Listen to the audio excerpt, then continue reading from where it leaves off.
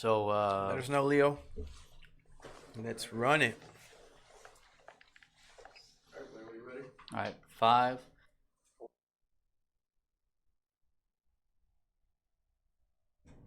Good evening, everybody. It's your host, Throne Kid, here with Fuego Latino Radio. Oh, yeah. And today we have a very special episode with a very special guest here. But first, I do want to go ahead and introduce the host here, our co-host here tonight, DJ AVII. What's up, guys? My name is DJ AVII. What's going on? Nothing much. It's a good Monday, dude. It really great. is. But we do have this really special episode that we wanted to go ahead and take care of and bring directly all to you guys here. The special guest that we have here today is JT BARNETT. Now, this guy has worked with artists like Lil Flip, Meek Mill, Wiz Khalifa, Waka Flocka, Durrell Music. He's directed music videos, films, taken, all sorts of projects on. The man, the myth, the legend here. I'm going to go ahead and have him introduce himself. JT BARNETT, go ahead. What up? What's up, bro? How you guys doing? Pretty good. Superstar, dude. Thank you for joining us here today, Monday. And, for the folks at home who may not necessarily know you, I think everybody kind of knows your work or somehow knows of it. But who is JT BARNETT? JT BARNETT is a producer, director, a filmmaker. I started in the TV industry in the late 90s. I worked with Bobby Goldstein creating a TV show in Dallas called Cheaters. All right. I field produced Cheaters for close to a decade. And then I branched out into some other things. In 2013, I directed and produced the Tiger King sizzle reel and pilot. Man, let me just say that 2020, that was a hit, dude. Right. Yeah, it was a hit back then too, just minus the alleged murder for hire BS. But yeah, I shot a lot of stuff in the Tiger King and a lot of different music video projects. I work with my partner Radio Raheem here in Dallas at the Never Satisfied studio, and yeah, that's pretty much it. Awesome. And I mean, that speaking, going back to Tiger King, that basically pretty much is part of history at this point. It's part of 2020. It's definitely a part of pop culture. To be a part of something that big.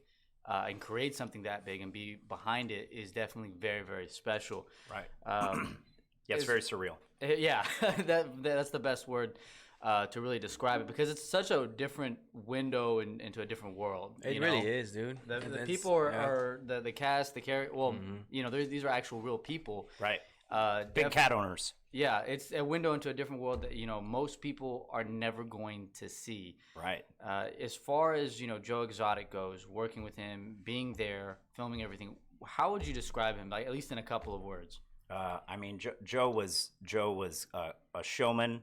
Joe was caring.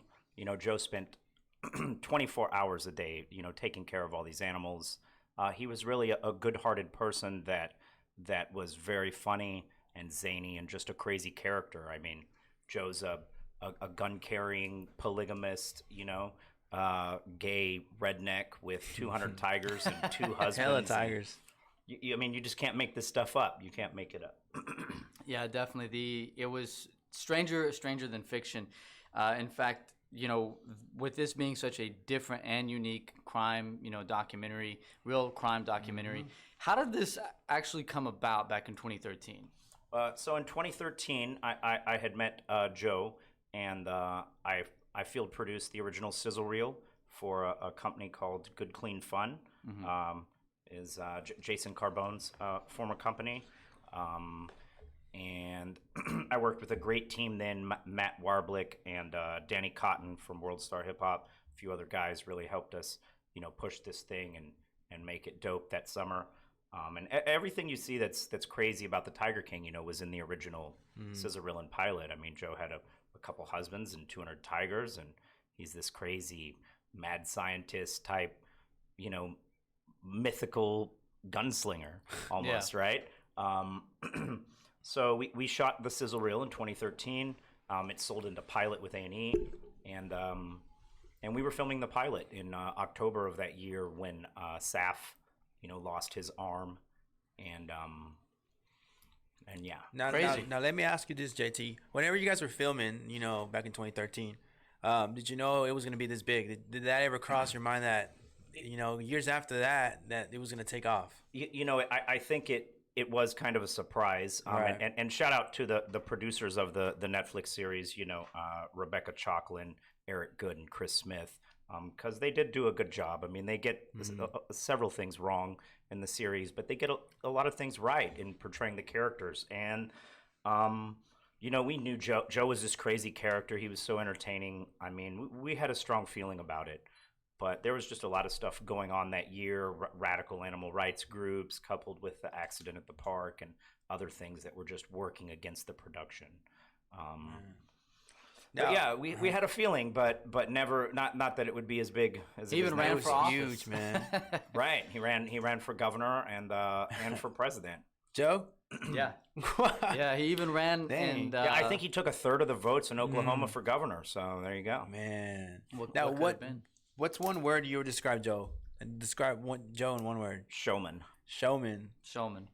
And I feel Yeah. like we can all see that in the show, in the Netflix series. Like that's who he is. Like he'll put on a show that he's entertaining. That guy is like, Yeah, it's and dope. and I think they, it's not like they tried to attack him with the series, but they certainly didn't cast. They just cast people fairly, and Yeah. Do you think it's one of the things they got wrong with the? well, some of the things they get wrong with Joe is, he wasn't a drug addict, nor was he an animal abuser. These radical animal rights organizations that spend less than 10% of their budgets actually helping animals want to always call out all these other groups and people who actually work, day and night taking care of these animals on sanctuaries and farms and zoos, and having these type of facilities, keeps and carries the lineage of these animals along. These animals wouldn't be here for our kids or our kids' kids. That's true. If they didn't exist at this level. What do you think they got right though? As far as the documentary? Obviously Joe was set up by the creepy con artist and his crackhead buddy, and then obviously Carol was involved in something to do with the strange disappearance of her husband. So Now, other than Joe was set up and Carol killed her husband, those are two big facts I think the series does get right. right. And with everything being so, I'm not going to say controversial, but with everything being so hectic and crazy, surrounding the film, just the circumstances within the film itself, the type of people you're dealing with, on set while filming, did you ever feel unsafe? And have you ever gotten any like crazy death threats, if I may ask? Yeah, so I never felt unsafe around Joe. He taught me proper protocol before I ever went in the cage filming with a large animal. And I had to go in the cage dozens of times to film, because if you want a good shot, you don't want the bars in the shot. Yeah. Right? So you got close to these animals more than anyone else. Yeah, did. a lot. When I worked with Joe, almost full time through 2013, and then I'd go up there and shoot one-offs and work remotely the following years. But I didn't really feel unsafe until, Saf stuck his arm in the cage and got it ripped off, and then it was kind of really eye-opening for me. I mean, it definitely made me think about being around these animals, because the tiger was just playing with Saf. The tiger wasn't trying to hurt her; it just kind of swatted at her hand. Yeah. And so, Shit. I mean, that really brought it to full perspective, because when you're around these animals, they're so intelligent, and if you raise them, you bottle feed them for months while they grow up to 200-300 pounds. I mean, you're comfortable around that animal as long as you see him every day, or her,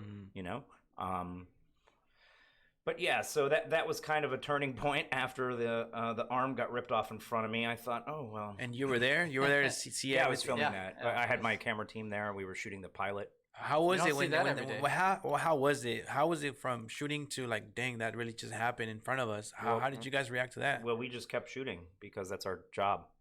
That just I mean, Joe responded, and Yeah. the paramedic and everybody, and, Yeah, and there's nothing Saf you was can do, saved, you and know. there's nothing else we could do. There's dozens of people already working, and man. our job was to document it. And have you ever received like any sort of like death threats or anything like that for being Yeah, a part of this? not me personally, but Joe used to receive hundreds of death threats from the Carol Baskin Mafia and my radical PETA animal rights activists. That was from Miami, the other side of Miami, Florida? Yeah, Florida. from Tampa. Tampa, Tampa. Florida. Yeah. Man. Where she came up on Nebraska Avenue. I don't know about Nebraska Avenue. I think it's apparently like Harry Hines in Dallas or something. The hood. He's in the hood. And what do you think exactly made like this Netflix series take off? Do you think it was a perfect combination of COVID and everyone staying inside, plus the oddities? COVID did help, but I don't want to take the credit away from Joe because the Tiger King, now not the con artists or the murdering mafia lady or any of the other people in the series. Doc's really cool, but the Tiger King is Joe Exotic. Kind of a larger than life character. Right. I mean, he wears his heart on his sleeve. You feel started for this from the bottom, down and out guy that's been trod on and set up, and very humble upbringing, especially. Yeah, that was one thing I do remember in depth on the documentary, just describing what he has gone through. Of course, going through that type of adversity is definitely going to make you a colorful character. Absolutely. I mean, he overcame so many hardships.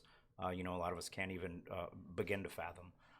So, what do you think made this different? I mean, we kind of talked about what's made this successful, but what sets this apart from other crime shows, aside from the character of like who Joe Exotic is? I mean, what other crime shows have big cats and big cat owners and guns, these exotic animals and meth head husbands and missing teeth, and I feel like a lot of people can relate to that as well. It's just like it just was brought to a Netflix series, and it just took off.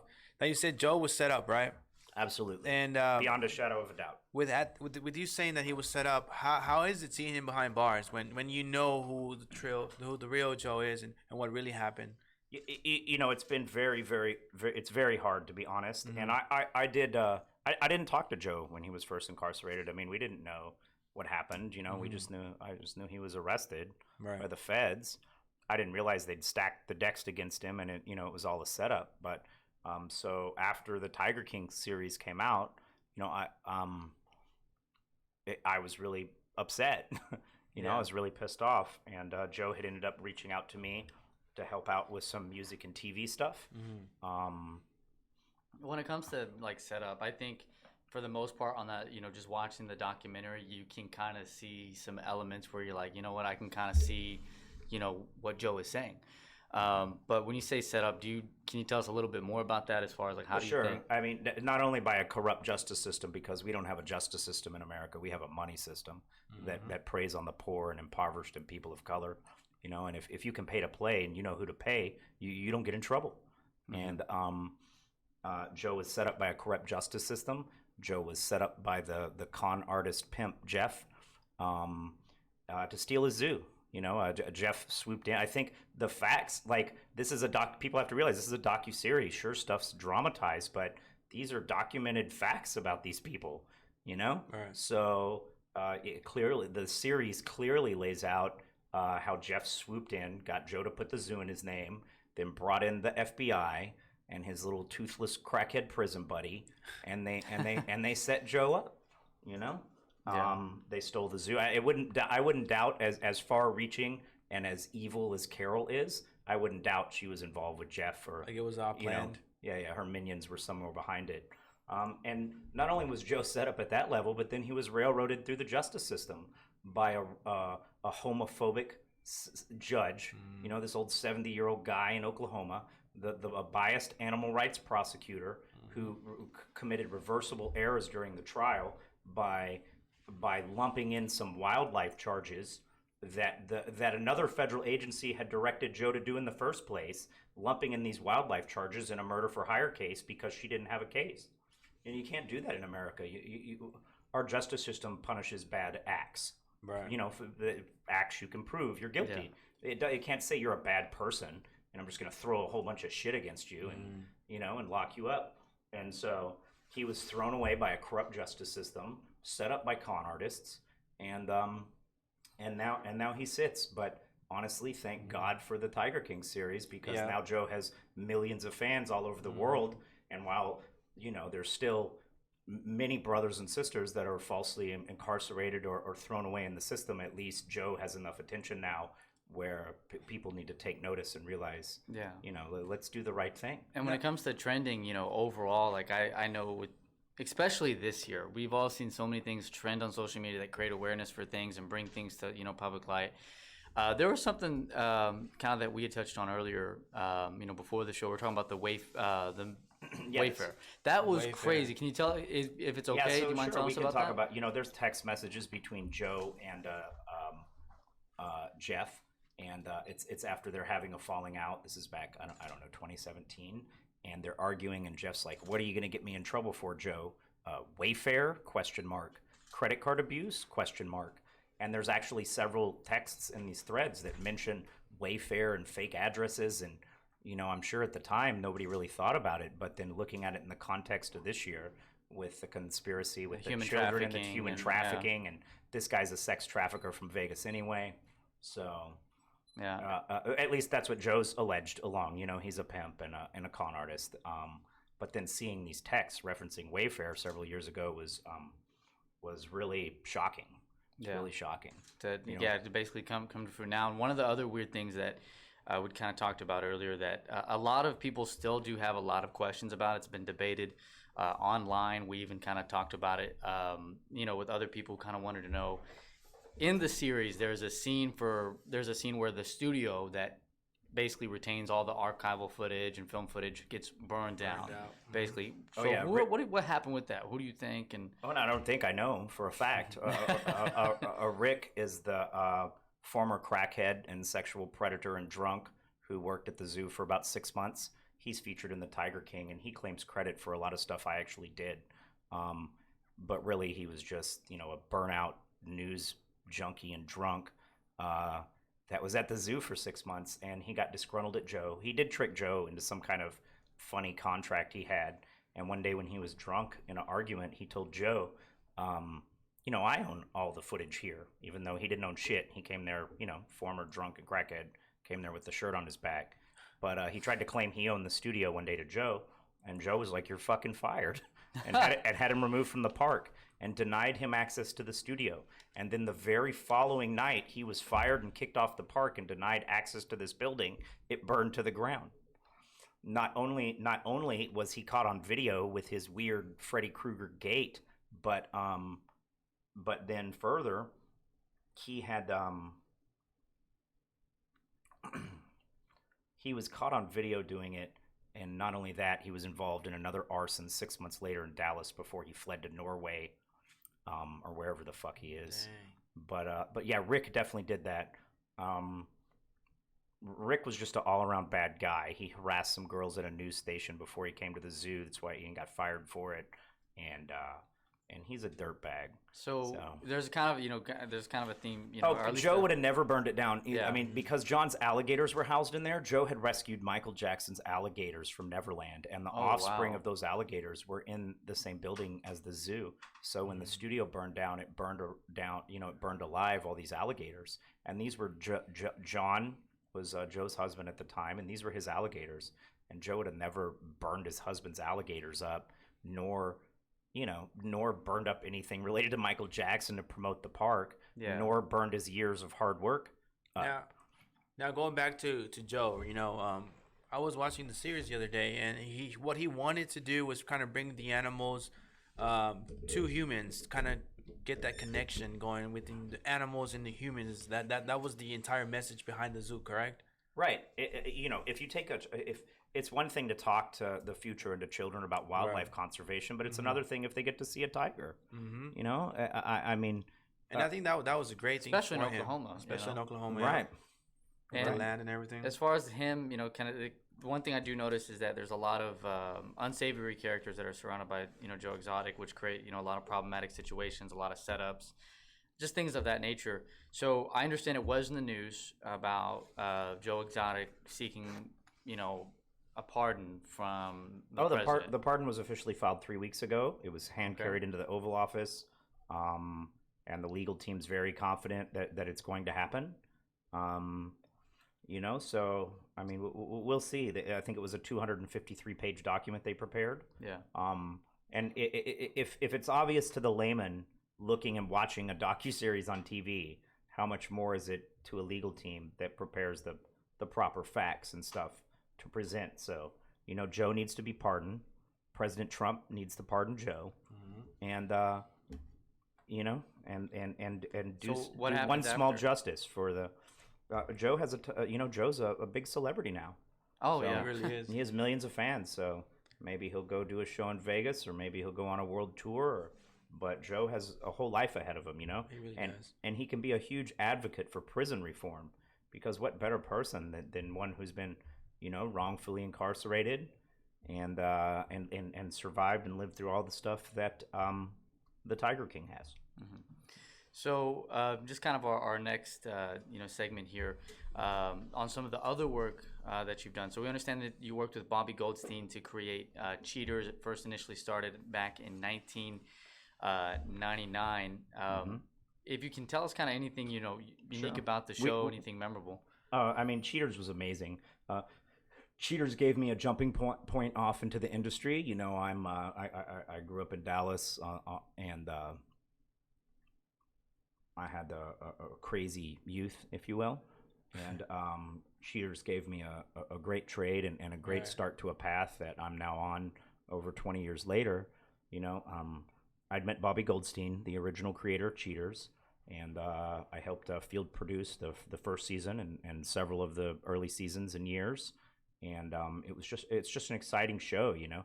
There was no reality TV in the 90s other than The Real World. Yeah. So Cheaters was really a pioneer in this avenue. And I think so too. I mean, most of our audience here is 1990s to 2000s even. Right. It's a younger crowd. So I grew up watching Cheaters at home, you know. I was like, man, this is crazy. It's real. People are getting caught up, and this is stressful, dude. Like, dang. So to me, seeing you, you know, I feel like you've put on that entertainment to people. And how does it feel to create such a well, I love creating, but it's not really about me either. You know, filmmaking is a collaborative art. You're only as good as your team. That's right. So and there was a great team worked on the show, put it together, and we had a lot of fun shooting that over the years. And in fact, we're shooting there's a new season now with Peter Gunz. Peter Gunz is the new host, which I think is super dope. You know, I'm a big fan. And Vince Devaney's the new staff producer, and he's kicking ass over there. They're about to roll out the new season. I've been working with him on some episodes, and also because of the Tiger King, I think, because Bobby reached back out to me after 10 years and was 10 years, and was like, hey, good job, kiddo. And what's some advice you'll give to those cheaters out there who haven't been caught yet? Are you coming for them too? Oh yeah, just cue Bad Boys theme song. Bad Boys. That's crazy. I mean, what's one of the craziest things that you remember? So some of the 1998 episodes to now. Yeah, so I really took over and helped carry the creative from 2006 to 2009. Cheaters went from 87 domestic markets to over 200 internationally, and during that time we had some really memorable episodes, including a bust at the street races over here off Northwest Highway. It was crazy. I produced like a big crazy foam party bust, and we had fight night busts. I've seen that. You uploaded that on YouTube, right? Yeah. I've been putting some clips up of some of the better episodes that ran through sweeps or whatever. But that was a long time ago. So get ready, because Cheater's going to be even better and bigger going forward. Do we have a release date when the new season is going to come out? I don't know. They're delivering all the final episodes now. So. So then that's pretty awesome, because your work along with your team's work is definitely a staple in pop culture. So that's definitely awesome. I do understand that you have something called Never Satisfied Inc. Well, that's the Never Satisfied Studios. I'm a partner with a gentleman named Radio Rahim. Okay. Never Satisfied started almost 10 years ago. It's more like an art collective. Right. We have a big $1 million facility here in Dallas. We do film, TV, music, and it's a great environment. We're right here. We're local. We're a private studio. We're not really open to the public, but I mean, there's we got a great team going on right now with Dialogue, the engineer, and Casper and Lardy B, and on the music side, and then I run all our film and TV stuff. We have some big projects. We just completed a documentary on the Moulin Rouge in Vegas. It was the first hotel and integrated casino in 1955. We're in post-production on it. Can you tell us a little bit about that at all, or do we gotta wait? Oh yeah, no. Shout out to Ken Harrison and Courtney from Vegas. They've really they brought together a beautiful project that's very emotional and moving, and because this is a pre civil rights and misogynistic laws hotel and casino that was integrated in Vegas. It's funny in Vegas even to this day. There's not a black owned casino or club on the Strip. 70 years later, there's not, and it's like Las Vegas has been the history has been erased. It's been buried. The Moulin Rouge was a highly successful casino. The Rat Pack hung out over there. Sinatra and Sammy Davis, and I think they were real pioneers in this because Sammy would go play for a sold out crowd on the Strip, but then he couldn't go in the front door. He couldn't go eat in the restaurant. He couldn't even stay in the casino. He had to leave the Strip as soon as he was done singing out the back door. And the Rat Pack was like, "Fuck that! If Sammy can't chill here, we're not chilling here." So they went over to the west side of Vegas. And then because like Sinatra and everybody's hanging out over here, it was a really jumping spot. Joe Louis was a small partner, it's the equivalent of like Tyson being a partner on a casino today. Like you go to the casino and Tyson's at the door, like greeting you. Like it was a really beautiful, over the top place that lasted only about 6 months, and then was crushed by the mob and systematic racism and other things. And it was really just ahead of its time. Yeah. So Vegas definitely has quite a history with the mob, especially. Oh yeah, it's a cowboy town too. It's a cowboy town. It's a mob town. It's dope. That's why I'm working with my boy Ken on it, and it's a really beautiful project. We shot a lot of great interviews, and we put a nice little documentary out that you'll be able to check out soon. Now, JT, let me just say this. Bring it back to day one. We just touched base on your projects you've worked with, Tiger King, Cheaters, and upcoming projects. And you have great projects coming up, 2021, 2020 at the end of the year.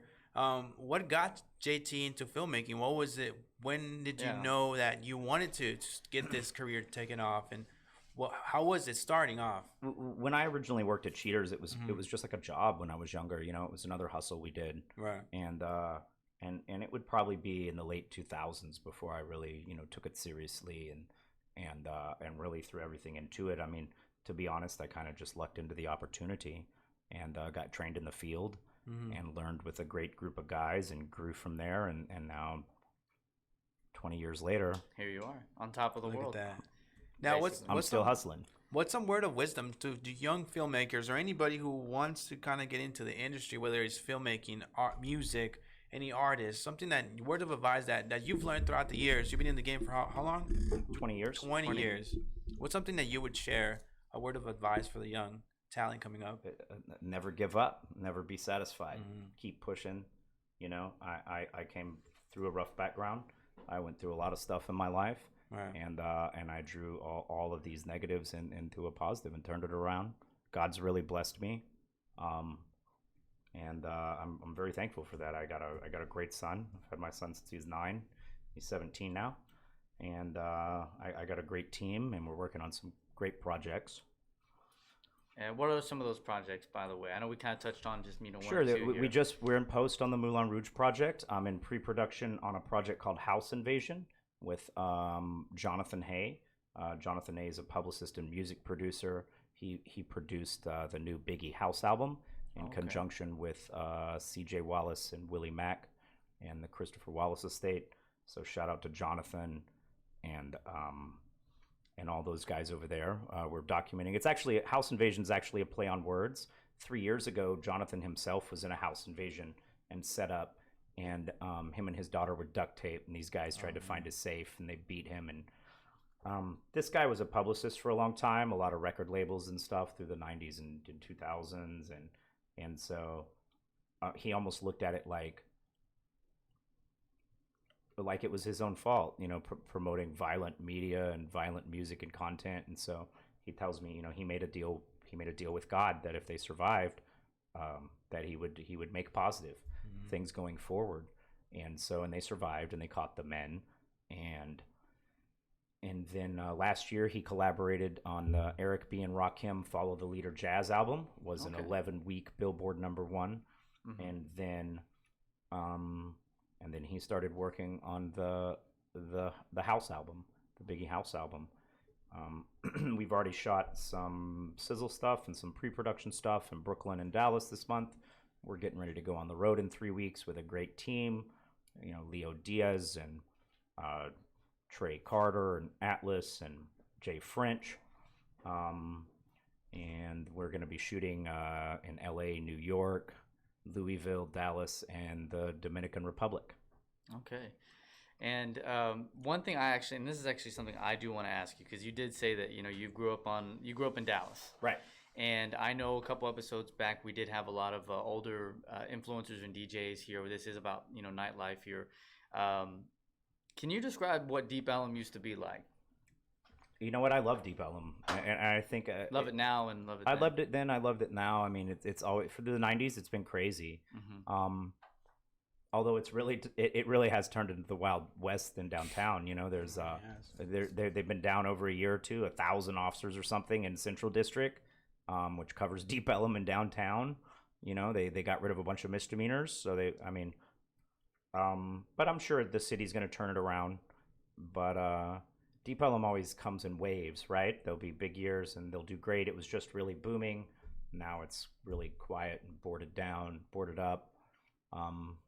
But yeah, I love Deep Ellum. Like, and before, I mean, I'm a DJ, so you know, the clubs back in the day, we only had 3 or 4 clubs. Mm-hmm. You know what I'm saying? Now we have Lasers bars. You have all kinds of bars opening up. 50 So Back then bars they had the and green. clubs. They had the Green room. and I feel like the people, you know, they got places to go. You Trees. don't like one kind of music or one club. I'm just gonna go to a bar, or I don't want to listen to. I just want to hang out. So I feel like that's kind of changes the entire. The vibe. The vibe of Deep Ellum. It's not more than just 3 or 4 clubs. We got different bars, clubs, you know, opening up. What's your favorite club? What do you do on a Saturday night when you're not working or having to do anything? I'm never not working. You're always working. So, And I'm glad we talked about this before we wrap up. What makes you successful? What makes JT successful, and what has pushed you to be where you're at this point today? I think, like I said earlier, touching on filmmaking is a collaborative art. Right. So you're only as good as your team. Me, I'm really just a button pusher. I got a great team that makes everything happen, and I just show up and push the button and capture some cool moments. I know, man. We actually met like 3 weeks ago. We were at Dr. Dr. G. Shout Dr. out. G. Oh yeah, shout out to Dr. G. Man, that shit Dr. was Cairo dope. on Instagram. Mhm. Yes, He's sir. got a ill song coming out with Sick. Dero and Lardy B. Mhm. Shout out to them and to our Never Satisfied team. That video's in the can and will actually be coming out really soon. And where can we find you at, JT? Where's your Instagram? Oh, What are my your Instagram's plugins? JT Barnett 45. Okay. Instagram and Twitter, and my website's JT Barnett Films. Dope. Any shout outs you want to give to anybody that's tuning in Yeah. at this Any moment? shout outs or?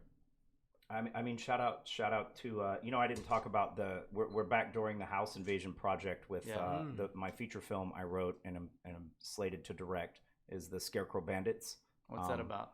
It's based loosely off the story of the Scarecrow Bandits. They robbed 21 banks in 07 and 08, and they were rappers. They had a recording studio, but you know, it's more a diverse tale that follows a lot of different people, and you really don't know who the bank robbers are and who the undercover agent is, and so Jason Mitchell's starring in it. Shout out to Jason Mitchell. Shout out to my boy Crisco, who I grew up with in Garland. He knows the Scarecrow Bandits, and for radio for believing in me all these years, and for the rest of our team at Never Satisfied, and my family, and my son, little baby Eli. All right, awesome. Well, that about does it here for this special segment here. So again, JT, I definitely do appreciate you coming on air today, and I can't wait to go ahead and get this uploaded for everybody. Yeah, it's gonna be That's up dope. soon. And also, whenever we get the video drop, that you shot for Dr. Cairo, man, we're gonna go ahead and play it Yeah, go ahead on air, man. Send it on through. So Oh yeah, well we're gonna be sending it over this week. That's gonna be dope, bro. We were there. The sparklers, the sprinklers went off, and it was Oh just yeah, like we set the fire alarm off, Oh yeah. but we went ahead and filmed because That it was had this dope. cool strobe effect. So I was like, let's speed. Yeah, I want to see how that looks because that just kind of came in the right way. There you guys have it. My name is DJ AVII. You're listening to Fuego Latino Radio. We got JT in the building. All right, and again, it's your boy Throne Kid. So again, thank you for tuning in, everybody, and you can always find us at Fuego Latino Radio _ on Instagram, and we'll go ahead and close it Oh my out. God. Yep. Is that it? Thank you so Well, much, thanks. JT. I Take care, appreciate man. it. Take All right. care. Thank you so much. Let's go. Yeah.